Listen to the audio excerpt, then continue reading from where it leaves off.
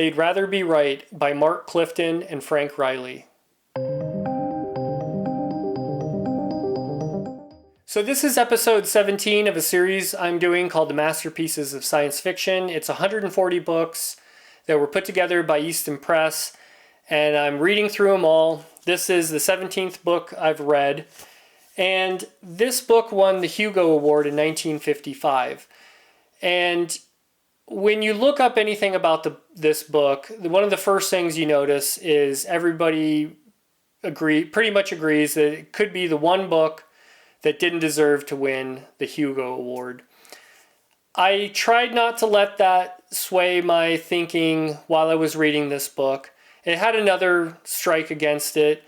I had put in all the Goodreads scores of all 140 books that are on this list, and I sorted them, and this book came out dead last. It was like a 3.05 or something like that. So I had a pretty strong feeling that I wasn't going to like this book going into it, but I tried to keep an open mind. I tried not to let that baggage around this book sway my thinking, and I actually enjoyed this book fairly well. There's some big cons that we'll get into, but some of the ideas are super relevant today, and I really didn't think it was that bad. So let's just get into the plot of this book. So we have our main character, Joe. He is a telepath, and probably the only telepath on Earth as far as we know, and he's kept it hidden from most people. And we also have two scientists, and we come to find out they had been working on developing this kind of synthetic brain, this thinking machine, an AI, whatever you want to call it. And they had made great strides, and they had pretty much finished creating this thing.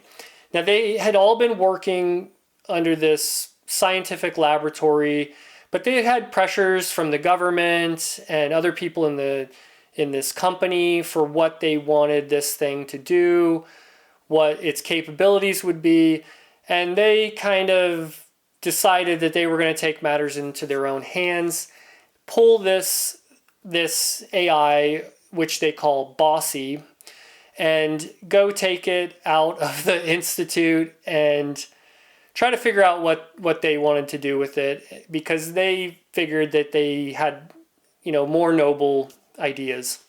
And so when we first start the novel, they're on the run trying to go take refuge somewhere, and they end up finding there's kind of a friend of theirs, his name's Carney, and he puts them up in a kind of secure location in San Francisco in a kind of seedy part of town and hides them out. And he doesn't really know what it is. He thinks it's something else. But later when he finds out what they're doing, he almost tries to kick them out, but he eventually kind of goes along with it.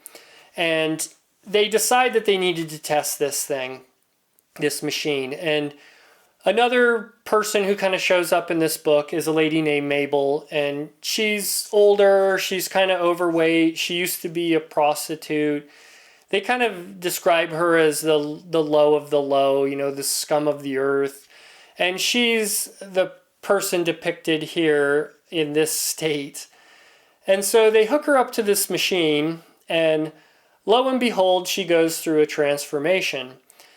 And this transformation takes her into what you see in that picture, but they also believe it's granting her kind of immortality.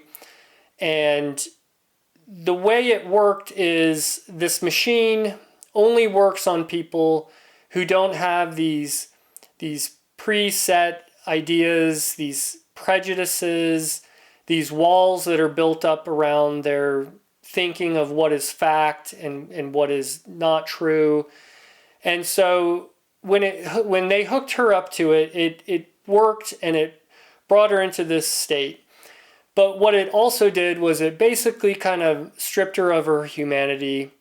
And a good example of this is right as she's kind of taken off the machine, they're kind of keeping an eye on her, but they turn their backs on her or whatever, and she ends up walking out into public completely naked and everyone is shocked. There's this beautiful woman here, completely naked, walking around kind of bewildered. And when they ask her, she's taken in by the cops and everything. And when they ask her why she was naked, she just says, well, I wasn't cold. Because she has no idea, no humility, no concept of shame or clothing or any of these ideas. It's taken that part of humanity away from her.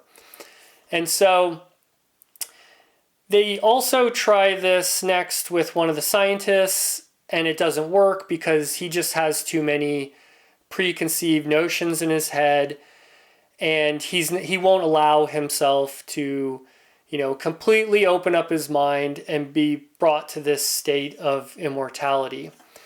And they kind of debate these two sides, and there's a lot of stuff that goes on. There's a lot of thought experiment that's happening through this book. And it's kind of how they get the title of this book, They'd Rather Be Right, is this idea that most people would not give up those preconceived ideas. They would rather be right in their own mind and die than to give up all of these ideas and these notions and have immortality with the cost of losing part of your humanity. So that's the overall, idea of this book. There's a lot more that happens. There's people that are brought in later who have other ideas. Our main characters get kind of found out, and they have to kind of pivot on some of their plans. And I think a lot of that is really good. Let's just go ahead and get into the pros and cons, though. So the pros for me are this idea of Bossy. Maybe not this immortality side of Bossy, but the way it's processing data, the way it's used in a lot of other aspects is really, really close to what we can think of as AI these days. And a lot of these topics that people are debating, if we get stronger and stronger AIs, maybe even to the sentient levels, like what do you do with that kind of power? A lot of that is kind of thought through in this book, and it's done in a really good way, I think. And they, for that side of Bossy, that the way it's processing data and everything, I think they did a really good job predicting what we're dealing with right now.